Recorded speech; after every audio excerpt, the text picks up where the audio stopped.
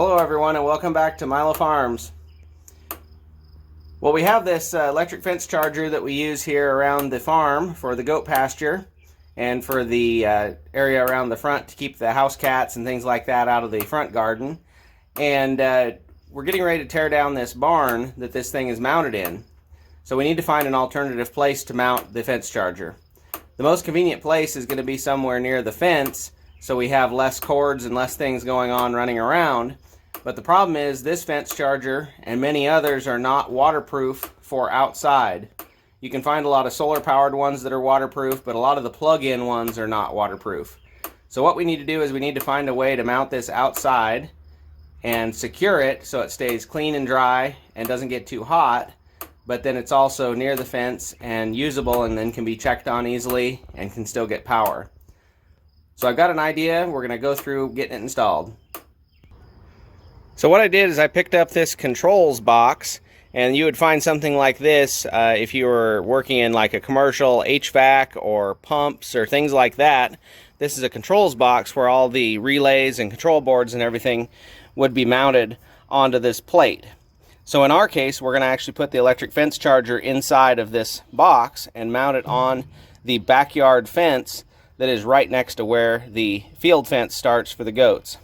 Then we're going to run an electrical wire into it, and then we're going to have the ground and the hot wire coming out of it and going right to the fence, which is actually right below it.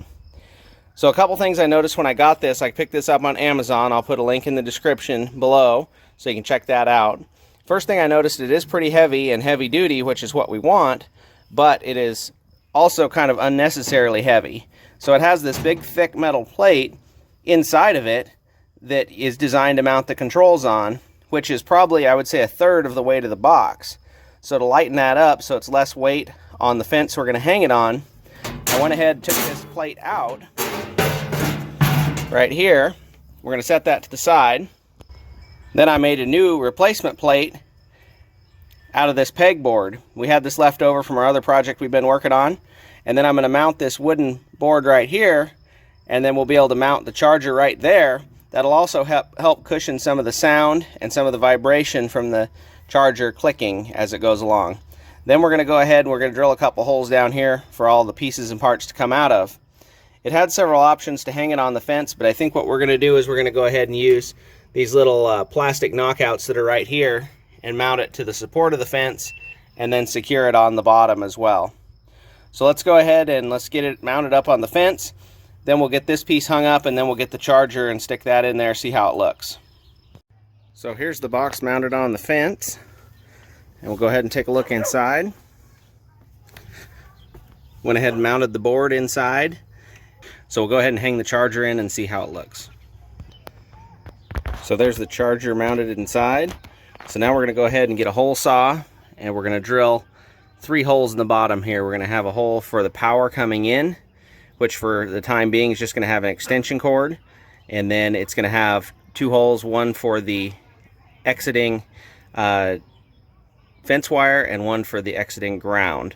Haven't decided yet if we're going to put them in this plate or in the box itself, so we'll take a look here in a second. So there's all 3 of the strain relief fittings attached. We're going to do the fence and the ground on this side, power on this side coming in.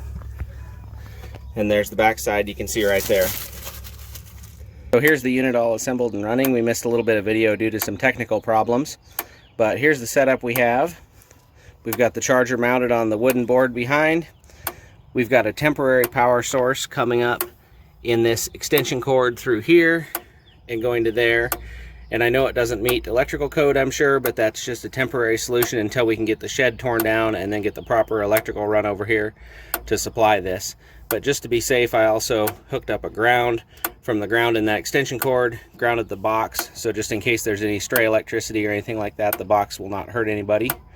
Then I also, on the right hand side here, have my ground wire coming off the top, staying well away from the hot wire, going down through here, coming down and tying into my ground that's temporarily on the ground here, and that green wire going over to my 2 ground rods plus some other grounds that I also have it tied to. Then on the far right here in this black is the hot. You can see the charger's working pretty well, just as well as it was in the previous location. So this is mostly finalized except for the electrical side of it coming in, but in a month or so, when we get the shed torn down and everything all cleaned up, then we'll get the proper electrical run over here. But right now the shed's in the way of where that goes, and there's a bunch of broken stuff in the way that needs to be cleaned up. So hope everybody enjoyed the video. All the pieces that I got here will be in links in the description. You can take a look at those, take a look at these boxes. These are a pretty nice product here, made by Vivor, I think is how you pronounce it. I'm not sure where they're from or anything like that, but for the price, this was a nice box. So check that out in the links below, and hope everybody enjoyed the video. Remember, you can't finish a project without getting started.